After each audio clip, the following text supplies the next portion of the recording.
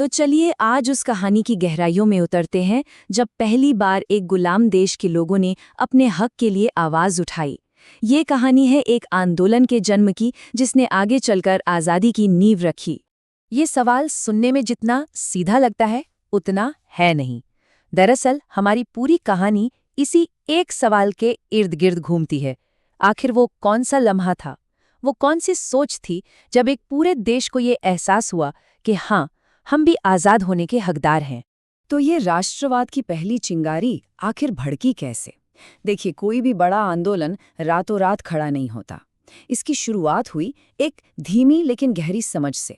जो पढ़े लिखे भारतीय थे उन्हें धीरे धीरे ये दिखने लगा था कि ब्रिटिश राज का असली मकसद भारत का भला करना नहीं, बल्कि अपने देश ब्रिटेन का खजाना भरना है।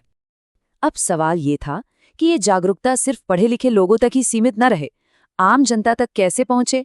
तो इसका जरिया बने अखबार, वो भी आम लोगों की भाषा में। लोकगीत, नाटक, इन सब ने मिलकर लोगों के दिलों में शोषण के खिलाफ एक जैसी भावना, एक साझा दर्द पैदा कर दिया। और इसी चेतना से जन्म हुआ छोटे छोटे राजनीतिक ग्रुप्स का। शुरुआत में तो ये सिर्फ जमींदारों जैसे अमीर तबकों के हितों की बात करते थे, लेकिन धीरे धीरे दशकों के सफर में ये कोशिशें ज्यादा संगठित होती गईं और पूरे भारत के लेवल पर सोचने लगी। मतलब एक धीमी लेकिन बहुत मजबूत शुरुआत हुई थी। लेकिन ये छोटे छोटे अलग अलग ग्रुप्स काफी नहीं थे। जरूरत थी एक बड़े नेशनल प्लेटफॉर्म की, एक ऐसी आवाज की जो पूरे हिंदुस्तान की आवाज बन सके। और बस यहीं से हमारी कहानी में एक बहुत बड़ा, एक जबरदस्त मोड़ आता है। 72। ये नंबर शायद आज सुनने में बहुत छोटा लगे, लेकिन उस वक्त के हिसाब से सोचिए, ये एक बहुत बड़ी बात थी। ये पहली बार था जब पूरे भारत से नेता एक छत के नीचे एक साझा मकसद के लिए इकट्ठा हुए थे।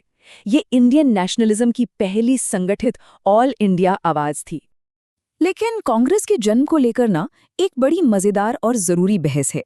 एक थियरी है सेफ्टी वॉल्व की, मतलब क्या अंग्रेजों ने इसे जानबूझकर बनाया था ताकि भारतीयों का गुस्सा एक कंट्रोल तरीके से बाहर निकल जाए और कोई बड़ा विद्रोह ना हो।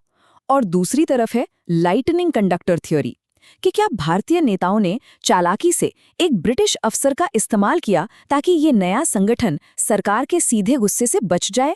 मतलब ये एक चाल थी या फिर एक ढाल? ये सवाल आज भी पूछा जाता है। तो कांग्रेस तो बन गई, अब शुरू होता है इसका पहला दौर। इस दौर को हम नरमपंथियों का युग कहते हैं। क्यों? क्योंकि इस दौर के जो लीडर्स थे वो जल्दबाजी में नहीं, बल्कि धीरे धीरे कानून के दायरे में रहकर बदलाव लाने में यकीन रखते थे। इनका काम करने का तरीका बड़ा सीधा और कह सकते हैं व्यवस्थित था। इसे 3P फॉर्मूला भी कहा जाता है। पिटिशन मतलब याचिकाएं लिखो, प्रेयर मतलब ब्रिटिश सरकार से न्याय की अपील करो, और प्रोटेस्ट मतलब कानून के अंदर रहकर ही विरोध जताओ। दादा भाई नौरोजी और G.K. गोखले जैसे बड़े नेता इसी रास्ते पर चलते थे। दादा भाई नौरोजी की ये बात, हम एहसान नहीं मांगते, हम केवल न्याय चाहते हैं, ये उनकी पूरी सोच को एक लाइन में बता देती है। उन्हें लगता था कि अगर हम अपनी बात सही तरीके से तर्क के साथ रखेंगे तो अंग्रेज हमारी बात जरूर मानेंगे। उनका ब्रिटिश न्याय व्यवस्था में एक गहरा यकीन था। लेकिन सब्र की भी एक सीमा होती है ना। नरमपंथियों की धीमी रफ्तार से कांग्रेस के अंदर ही एक तबके को निराशा होने लगी। उन्हें लगा कि ऐसे तो सालों लग जाएंगे। और इसी निराशा से जन्म हुआ एक नए, ज्यादा जोशीले गुट का, जिन्हें इतिहास में गरमपंथी या एक्सट्रीमिस्ट के नाम से जाना गया। तो सवाल उठता है कि ये सब्र का बांध टूटा क्यों? वजहें कई थीं। देश में बार बार अकाल पड़ रहे थे, प्लेग फैल रहा था और सरकार की तरफ से कोई खास मदद नहीं थी। ऊपर से लॉर्ड कर्जन जैसे वायसरॉय की नीतियां और भी दमनकारी थी। लोगों को लगने लगा था कि ये राजनैतिक भिक्षावृत्ति से काम नहीं चलेगा। और फिर 1905 में हुआ बंगाल का विभाजन। ये वो चिंगारी थी जिसने आग लगा दी। तो अब कांग्रेस के अंदर ही आज़ादी के दो रास्ते दिख रहे थे। एक तरफ थे नरमपंथी, उनका लक्ष्य था ब्रिटिश राज के अंदर ही ज्यादा अधिकार पाना, और उनका तरीका था कानूनी लड़ाई। दूसरी तरफ थे गरमपंथी, उनका लक्ष्य था स्वराज, मतलब पूरी तरह अपना राज, और तरीका जनता को साथ लेकर आंदोलन करना, विदेशी चीजों का बहिष्कार करना।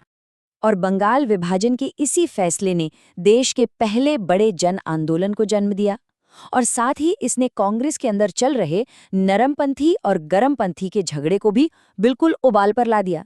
इसके बाद तो जैसे घटनाएं बहुत तेजी से घूमी। जुलाई 1905 में विभाजन का ऐलान हुआ। अगस्त तक कलकत्ता में स्वदेशी आंदोलन शुरू हो गया, जिसमें ब्रिटिश सामान के बहिष्कार की बात हुई। और अक्टूबर में जब विभाजन लागू हुआ तो पूरे बंगाल में इसे शोक दिवस की तरह मनाया गया। आंदोलन इतना बड़ा हो गया कि 1906 तक आते आते कांग्रेस को भी पहली बार स्वराज का लक्ष्य अपनाना पड़ा। ये स्वदेशी आंदोलन सिर्फ विदेशी कपड़ों की होली जलाने तक सीमित नहीं था। इसके 4 मजबूत स्तंभ थे। स्वदेशी यानी अपने देश की चीजें अपनाओ, बहिष्कार यानी विदेशी सामान, स्कूल, अदालतें सबका बहिष्कार करो, राष्ट्रीय शिक्षा यानी अपने स्कूल कॉलेज खोलो, और सबसे जरूरी निष्क्रिय प्रतिरोध यानी बिना हिंसा के सरकार का विरोध करना। इसने आम आदमी के हाथ में संघर्ष का एक नया हथियार दे दिया। लेकिन जब ये आंदोलन अपने चरम पर था, तब एक बहुत दुखद घटना हुई। 1907 का सूरत अधिवेशन। यहाँ नरमपंथियों और गरमपंथियों के बीच का मतभेद इतना बढ़ गया कि कांग्रेस टूट गई, 2 हिस्सों में बंट गई। ये आज़ादी की लड़ाई के लिए बहुत बड़ा झटका था। और यहीं पर ये कहानी हमें एक बहुत गहरे सवाल के साथ छोड़ जाती है। क्या कोई आंदोलन अपने बाहरी दुश्मन से लड़ते हुए खुद के अंदर की लड़ाई से बच सकता है? आज़ादी की लड़ाई का ये पहला अध्याय हमें यही सिखाता है कि कभी-कभी बाहरी दुश्मन से ज्यादा मुश्किल अपने ही घर के मतभेदों को सुलझाना होता है।